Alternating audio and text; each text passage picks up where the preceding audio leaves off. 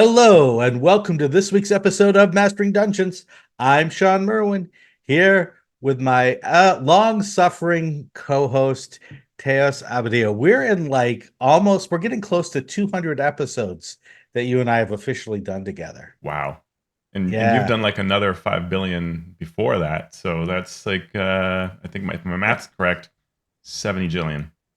I'm going to GaryCon. I leave tomorrow, and my wife's like, "Oh, I'm gonna miss you. I wish I could hear your voice." I was like, "Just go online.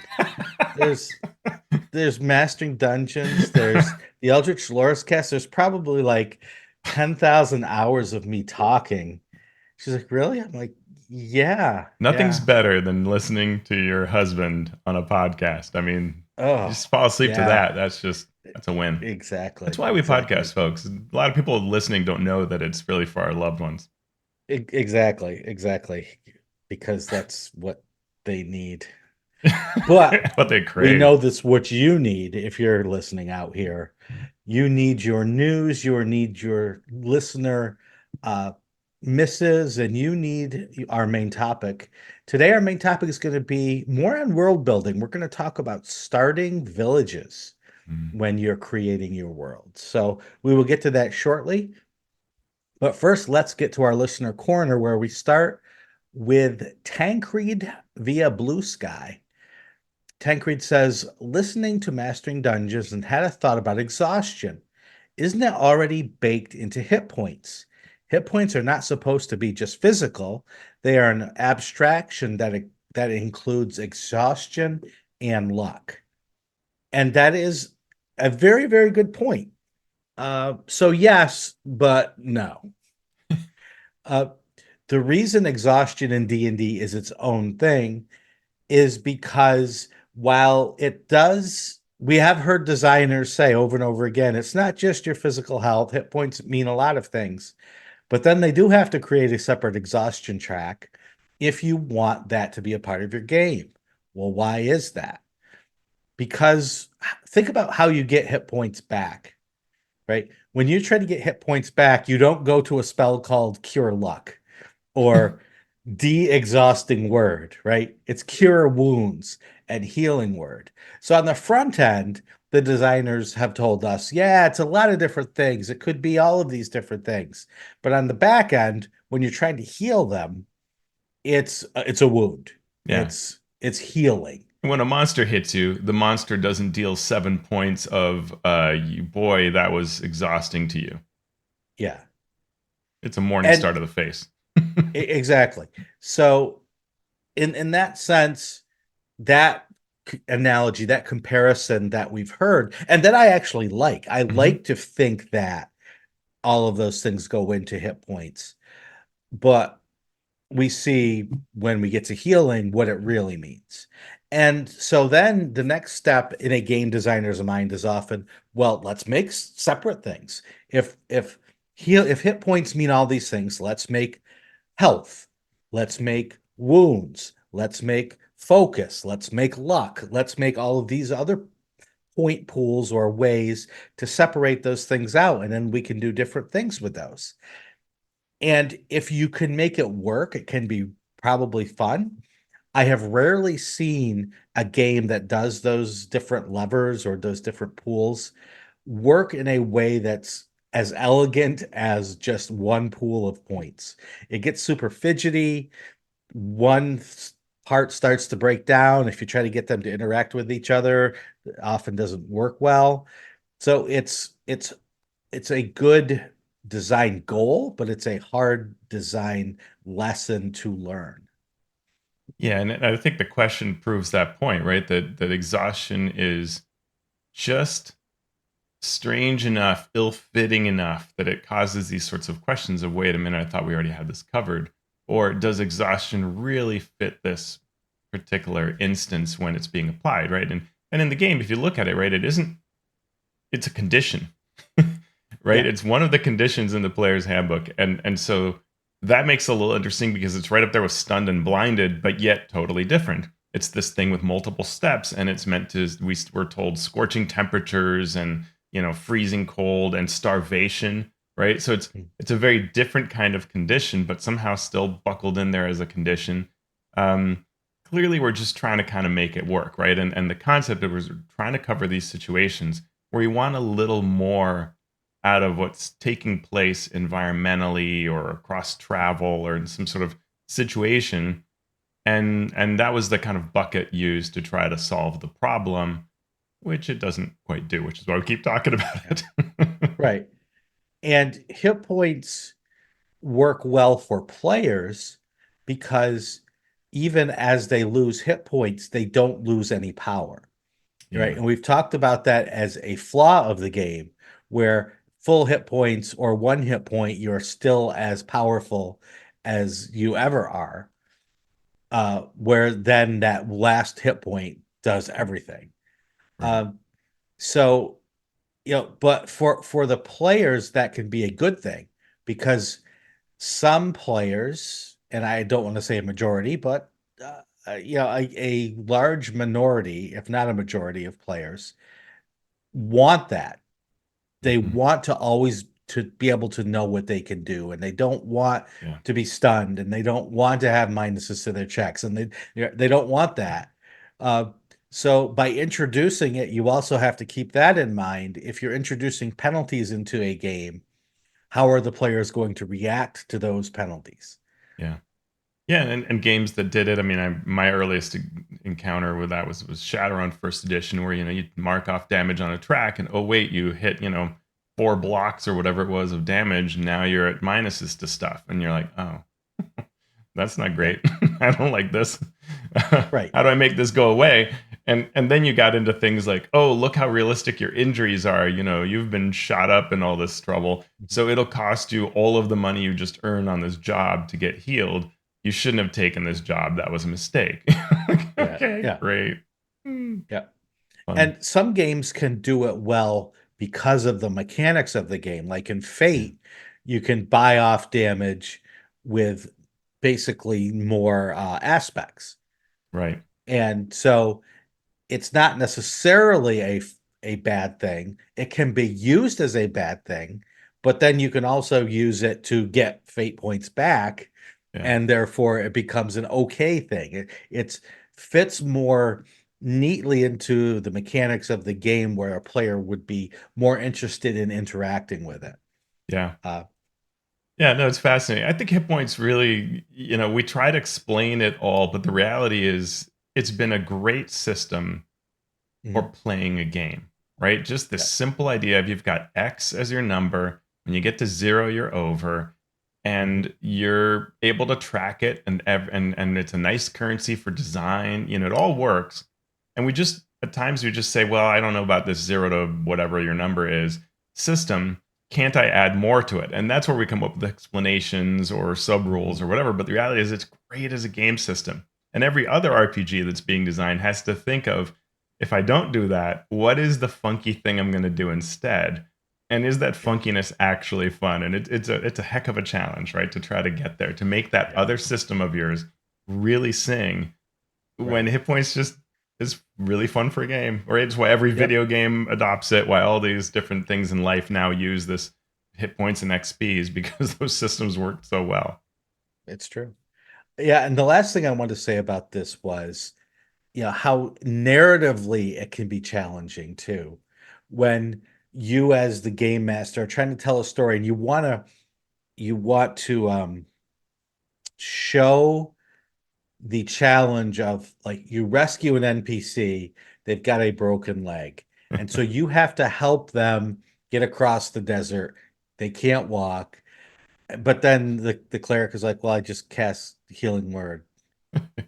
And then so you try to say, well, that doesn't, right? It heals their hit points, but they still have this wound that it's going to take time to heal. Well, why? Why does it, right? And there's that disconnect my when you my try to favorite tell this there cool was story. there was an example like that, some kind of story thing where the like the DM was explaining, like, look, it's just they're still their leg is still messed up, or I think it was an arm or something. Right. And the player goes, great, I'll just cut it off and cast reincarnate, because I can just like or regenerate, right? I can just Regenerate. grow Yeah. it back. So if there's some fundamental problem, I'll just cut it back further. and grow it back. Right. And they're just, the DM's just like, I don't know what to do. Right. Exactly. Yeah. Or you know, any creature on its dying breath, right, that wants to communicate something. Well, I'll just heal it. If it's got time to speak, Right. I'll save it, you know. Yep. Yep. So there's a lot of stories that you might want to try to tell using 5e D&D over the Yeah. years, different rules that just don't quite mesh with this rule system. So yeah, that's a great question. Thank you for asking that. And the second question this week comes from Tejas Kudva via YouTube. I hope I pronounced that right, and I'm sure I didn't, but thank you for the question anyway. I'm super interested in how a 30-minute game Mhm. of D&D works. I work in a middle school and we don't really have after-school clubs the way the high school does. But I would love to make my game club be more than introducing students to short games like Love Letter, Sushi Go, and Suro. Maybe a good expansion to that would be how do you make a worthwhile campaign out of a smaller number of 30-minute sessions, like a max of 9 30-minute sessions per school quarter. And also, how do you make those games DM tutorials? Because ultimately, I want 12-year-olds to be able to take over the club and start their own games at home. And as an additional question, is D&D the best system to do that?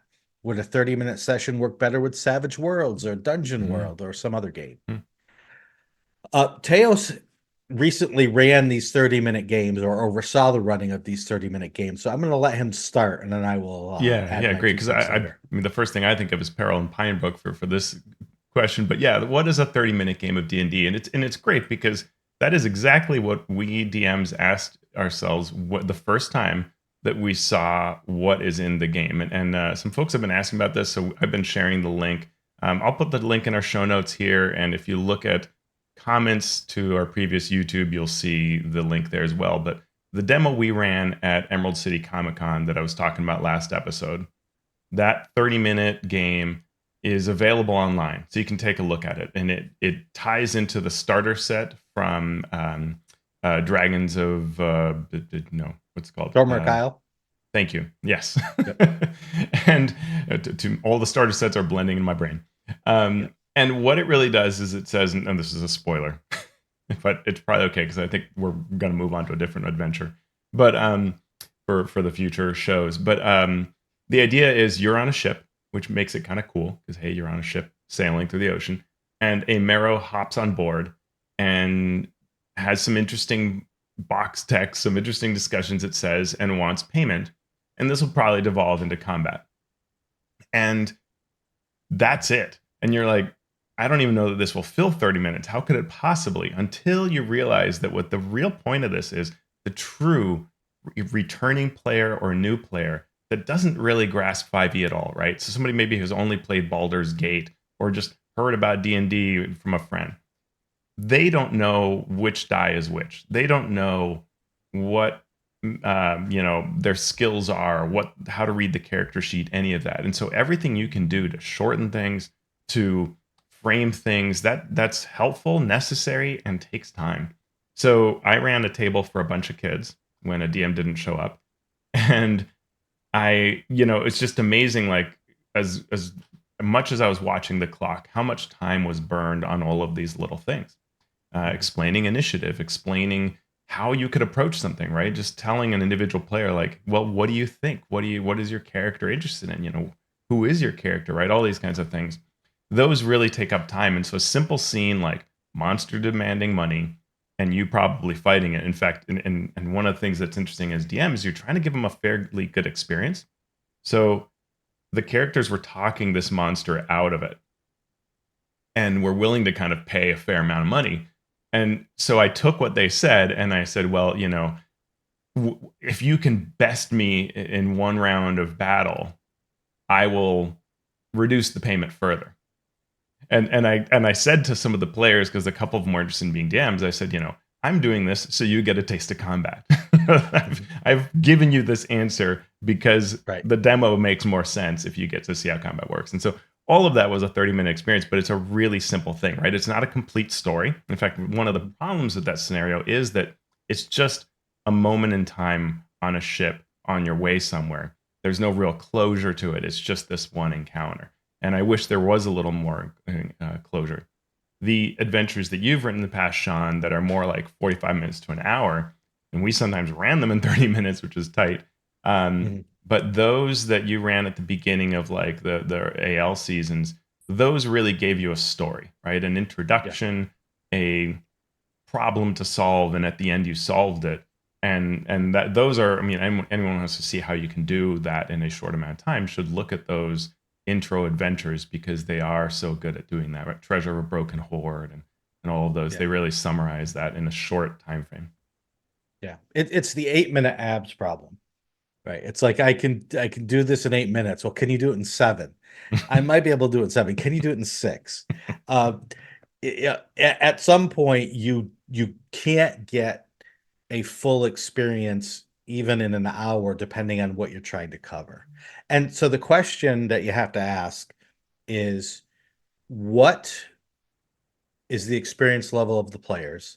Mm. What's the experience level of the game master? Because what you create is going to depend on those questions. For Peril and Pinebrook, it was, this game master has never seen D&D before, so everything that the game master needs to say to the players is in box text. The character sheets are super simplified.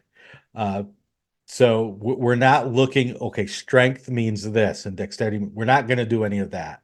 Uh, we're just barely going to discuss what armor class means and what hit points mean. No saving throws, right? Super, super simplified.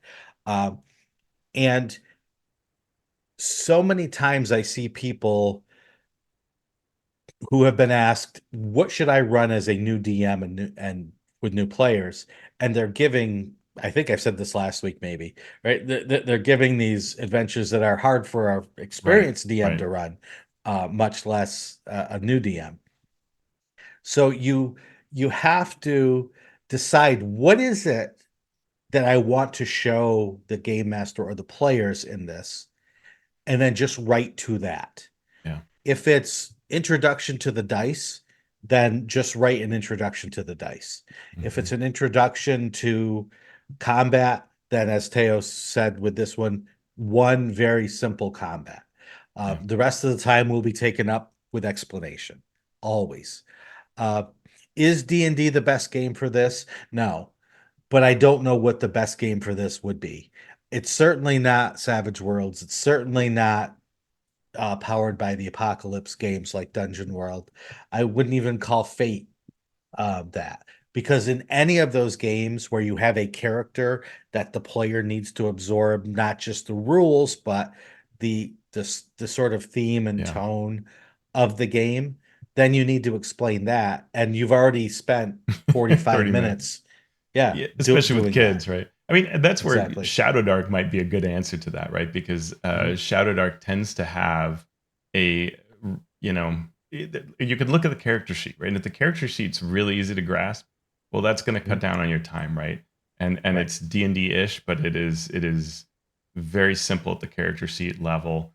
Um, what I would worry less about the system, right? And I often say Mhm. this to folks, like, what should I run? Whatever you're passionate about, right? But look at what the Right. objective is. And so if the objective is a 30-minute run, then that's what must happen, right? So what will that 30 run be? And so immediately when I think of a series of 30-minute games, I think, well, it's got to be missions, right? Where it really is like, Yeah. come up with a thought, like, you are the city's troubleshooters, and when trouble comes, uh, the queen sends you to take care of the problem. So Yep. we're going to start at the door to the problem each time, ready to go into combat or into negotiations or whatever the problem solving will be. And it's going to be bam, one encounter, get through it, resolution, done, right? And then Mhm. Yeah. everything else has to be abstract because it's only 30 minutes. Yeah. And that's probably Yeah. true regardless of set of RPG system, Yeah. right? Yeah, when I was designing all of these 1 hour adventures, the understanding was the game master knew the rules and the players sort of knew their character in order to get through this. And even then, as I was designing, I was realizing all of the things that could eat up time. Yeah. And the first one is you need to give the characters a concrete goal that they can just say, all right, our goal is to go here and do this right Yeah. now. Because even if you give them the slightest bit of wiggle room, they're going to spend time discussing what they should do. And then by the time you get to the adventure, you're out of time. Yep. So you need to just give them the path, say, this is what you want to do. They can still role play within that, but you've Yeah. handed them the path that they're going to take to get through the adventure in the required amount of time. One of these three merchants has the stolen gem. Figure out which one. Yep. Go. Yep. They're right For in front sure. of you. Go. Yeah. Yeah. So I wish I had a better answer to this question. Uh, as much as I hate to say it, just look at Peril and Pinebrook, Hmm. Yeah. see what it does, see if it fits the needs that you have for your group, your class, your club, and you can even pare it down more. I wanted to pare it down more, but uh, we had to make sure it was still D&D.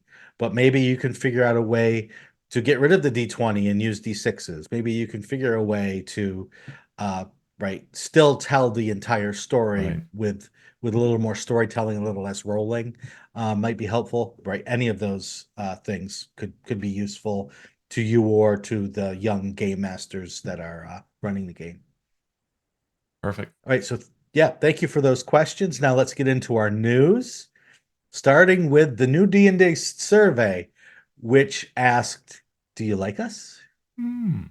Seriously, what do you think about us?" Uh, I don't even know where I saw the survey, but I clicked on it to see what it was, and before I even started, I felt like it was over. Yeah. I'm used to like the 45-minute ones, so I was like, okay, here we go, and then it was gone.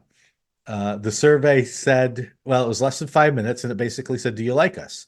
It asked, "How do you feel about the game?" From "I hate this game" to "I love this game." It also asked about Wizards of the Coast specifically, and do you love or hate them as a company? And would you recommend D&D or would you recommend Wizards of the Coast products? And that was the survey.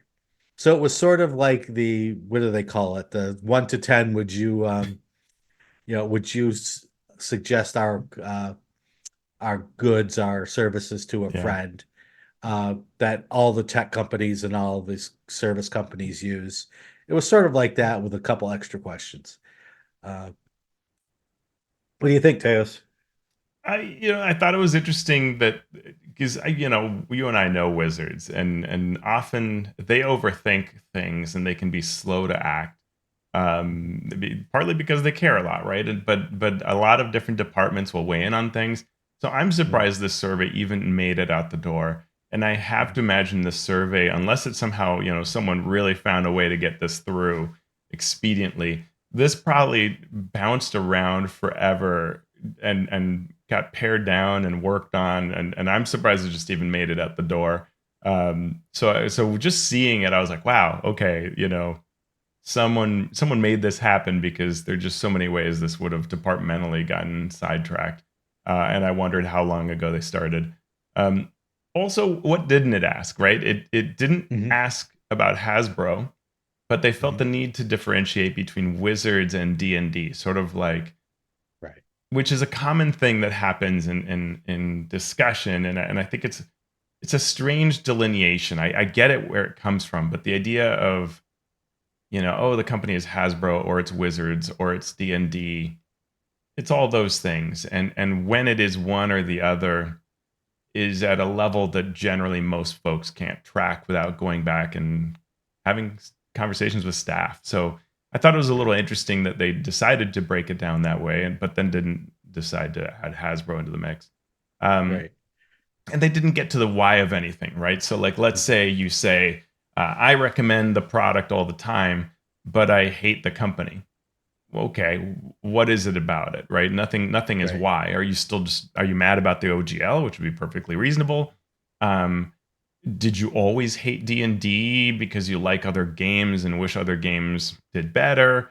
Yeah. Do you think the company's moving in bad directions because of the layoffs? Or is it that you're just saying, like, wow, that movie was incredible, right? Like, we don't know the why of any of it. But my guess is that what they're trying to do here is say, hey, D&D, the game, D&D, the brand, Wizards, the company, is one of these consistently getting solid, yeah, let's go, and another one not, right? Then that could be interesting that they have an image problem or something like that. But there's nothing more dangerous than a company trying to fix its, image and try to be your friend. So, Yeah. Yeah, it was interesting when I see surveys, especially really, really short surveys.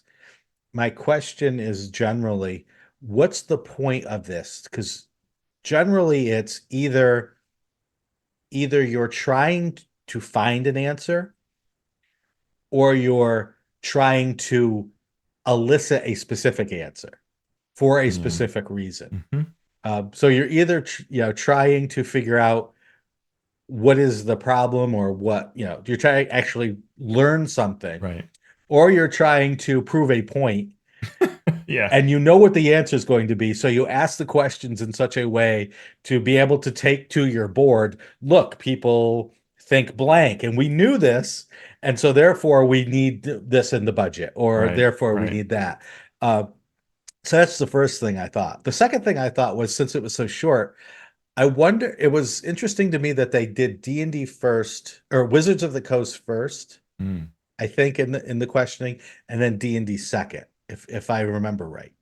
Uh, if I got it backwards, I apologize.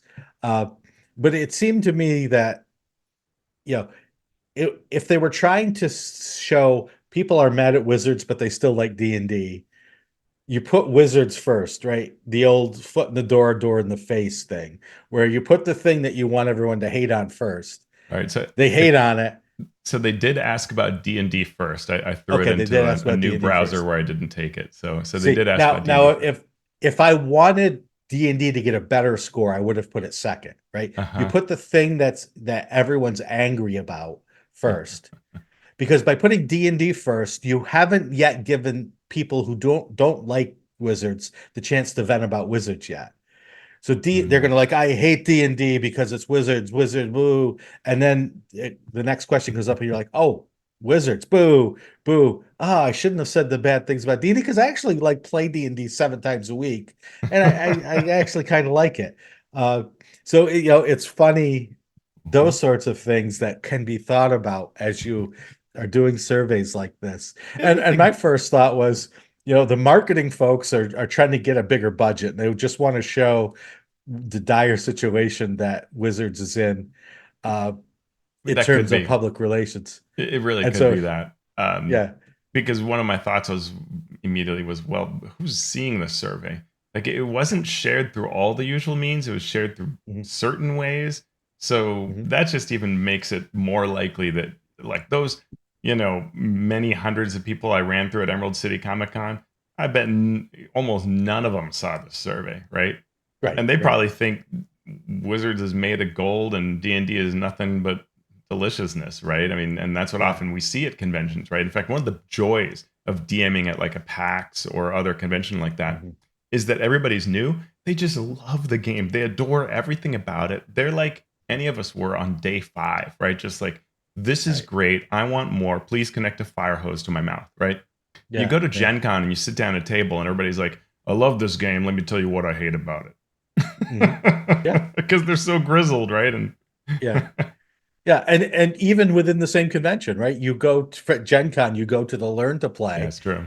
and it's everything sunshine and roses. You Yeah. go to like the high level epic, this smaller campaign, and everyone, whoa. It's totally true. So it is funny. I got a chuckle out of the survey, uh, and Yep. I hope whatever happens, it works out, and that D&D is Yeah. becomes the greatest game ever, and that Wizards is able to shepherd it in that direction. Keep giving lots of people jobs for doing amazing work. Yep. Yes. And speaking of things that might not be as great for Wizards and Hasbro's brand, Chris Cox says that in an interview in Venture Beat, that AI is being explored for not just D&D, but Magic and a bunch of other things. Uh, so this interview with Chris Cox, who is the CEO of Hasbro and used to be the president and CEO of Wizards of the Coast, um, covered many topics. But then when AI came up, he gave what I'm going to call the answer that any CEO of any major corporation is forced to give. Uh, which is, hey, look, we investors, we know what AI stands for, and boy, are we going to use it. Yeah, we're in the perfect position to use AI. Uh, and then, of Yeah. course, there was the backlash from people who don't want AI used in their games, of which I am definitely Yeah. one of them. Card carrying member. Uh, but it was also taken out of context, as things are online, Right. where they just put up the quote of, yes, we're going to use AI in D&D, without the everything he said before that, which was, we need to use it responsibly. It's not going to be for every part of uh our brand, all of those things. So I wasn't outraged by it, because it was CEO speak talking to Yeah. investors. Now, ideally, well, there's only so much you can ask of folks that are at the top of the company because they're dealing with top of company type things. They don't understand the details. That's just, I mean, Yeah. in my areas of work, I don't understand everything every department is working on. Like I can't, right?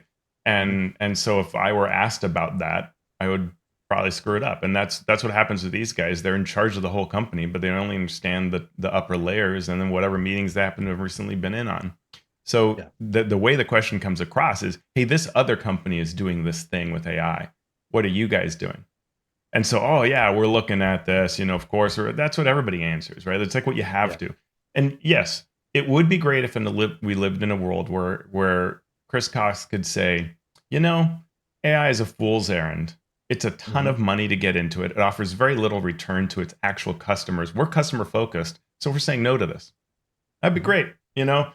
But boy, Right. you say that, and you are You are no longer possibly CEO in a you might week. not be, yeah, or you're in a Yeah. world of hurt, or any of that, and it's going to come up on the next investor call. Whereas this is just going to go around our circles, right? Yeah. Now, Yeah. what is where I do give Chris a lot of kudos, and maybe because he's been a little further down, he was in charge of Wizards. He probably understands a lot of the OGL conversations and so on. He does, as you said, mention several times, more times than I would have expected, this idea of being careful about respecting the artist, the close relationship that Wizards has with them, the importance of art, right? Um, and it was interesting, and so I think, in some ways, as bad things go, this was again not that bad and not that unexpected. It was pretty balanced, all things told. And he was somewhat baited by the interviewer, not in a terrible way, but I mean, the interviewer Mhm. kind of was very cleverly kind of saying things. Like they even ask, I don't know if there's a lesson to draw from all the D&D licensing controversy, but we're going into Brave New Worlds compared to what's been allowed in the past. And really, this is bringing up the OGL, and Cox sort of doesn't quite seem to understand that and just continues along either doesn't Mhm. understand it or doesn't want to touch it with a 10-foot pole. And so he Yeah. proceeds on into sort of more AI speak. And that he's using AI in his own campaigns to, show art to his players and so on. Um, Mhm.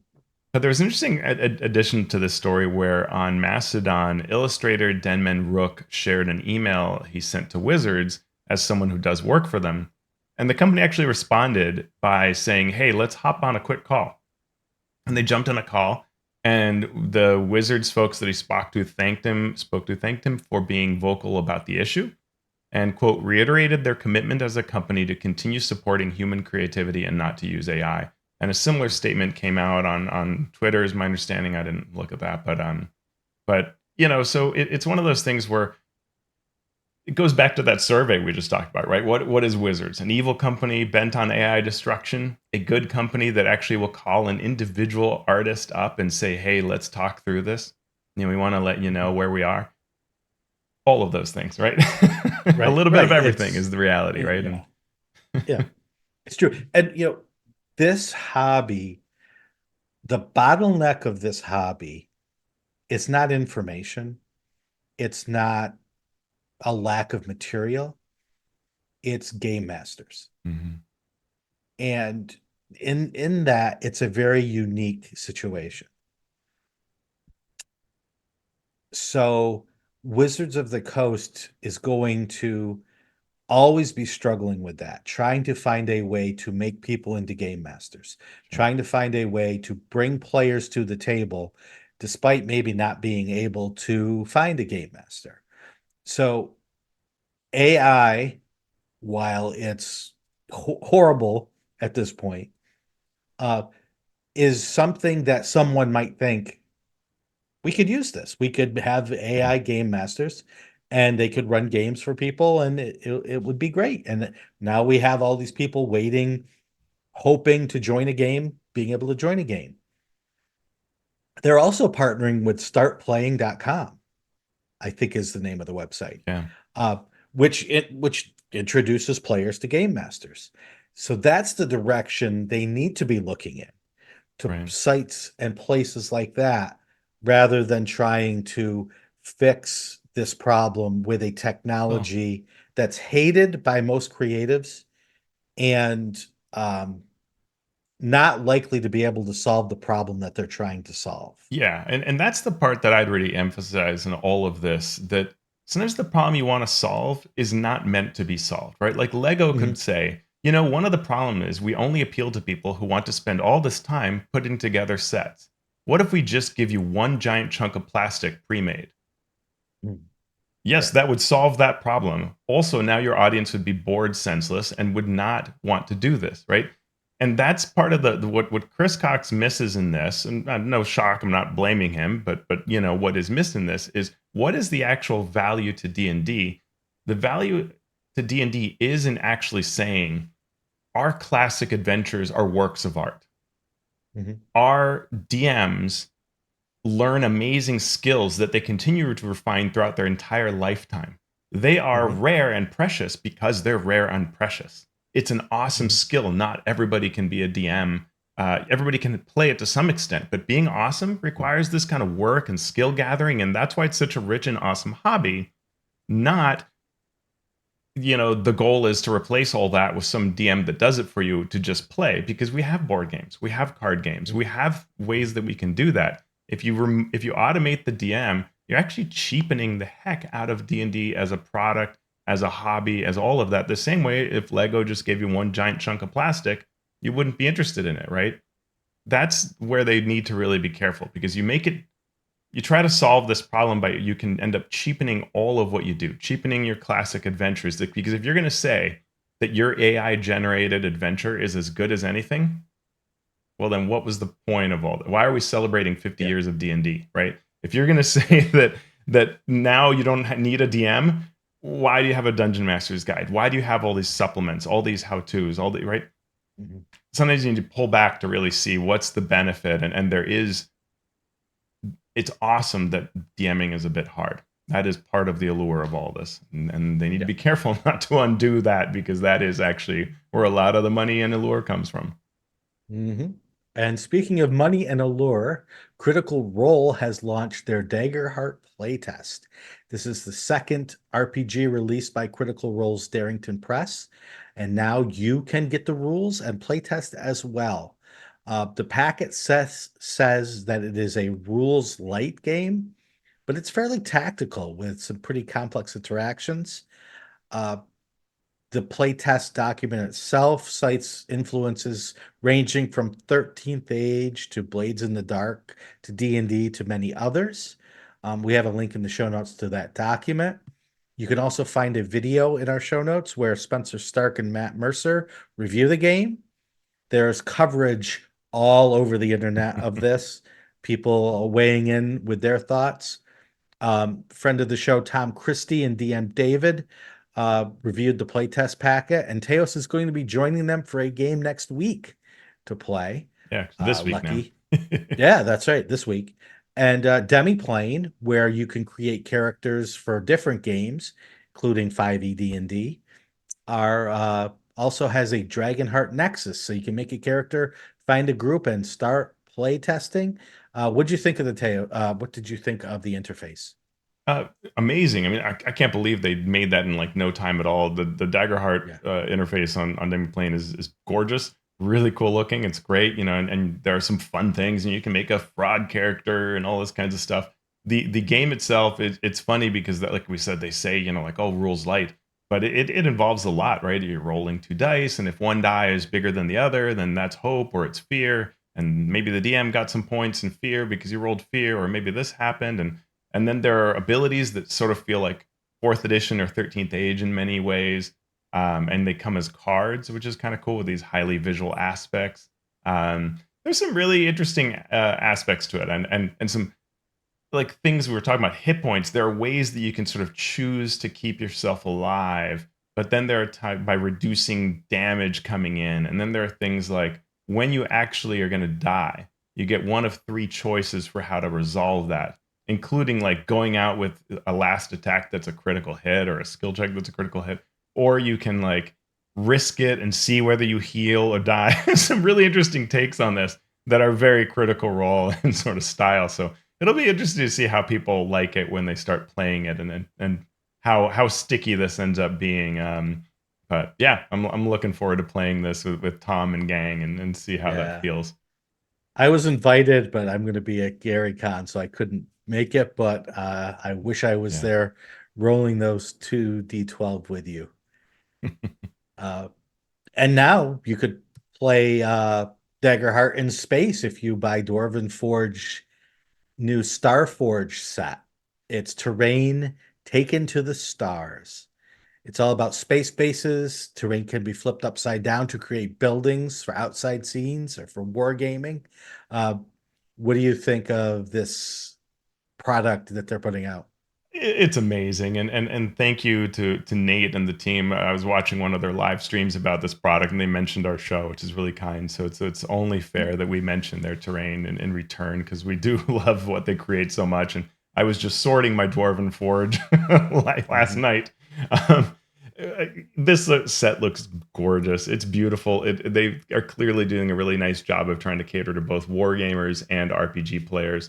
It makes me want to run Expedition to the Barrier Peaks all over again. Mhm. Really cool rooms, really neat looking, like computer terminals and sleep chambers and display screens and stuff like that, and then just neat looking metal walls and pipes and things like that you can use, and it's all compatible. So they have examples of like a metal kind of fortress surrounded by woods and mountains and things like that. So it looks great. The team just makes incredible terrain. I love it. The only problem is, you've got to be able to afford it, which is the Yeah. downside. Yeah. It's Or you could beautiful. use it for your Esper Genesis game. Yes. In fact, I mentioned that on their stream because I'm like, this is perfect. Running the Yeah. I think I will. I think I will run the Esper Genesis version of Barrier Peaks and see how that goes, and maybe I'll There get you some of go. this terrain. So. Nice. And now our creator and crowdfunding corner, starting with Surviving Strangehollow. The Kickstarter continues. Thank you to everyone who supported it so far. We're approaching 80,000. And again, I hope, if you enjoy, I've talked about it enough. I don't need to reiterate what it is. If you enjoy that sort of game or want new rules to cover some things that maybe 5e doesn't cover very well, you can go to that Kickstarter, which ends April 4th at 11 a.m. Eastern. And we also have a new Kickstarter out for the Zweihander RPG, the Reforge Edition. We talked about it on the show before. It's been doing very well. A great game and a great campaign setting. Daniel Fox and that team, we wish you great success. That campaign ends on April 7th with a link in our show notes.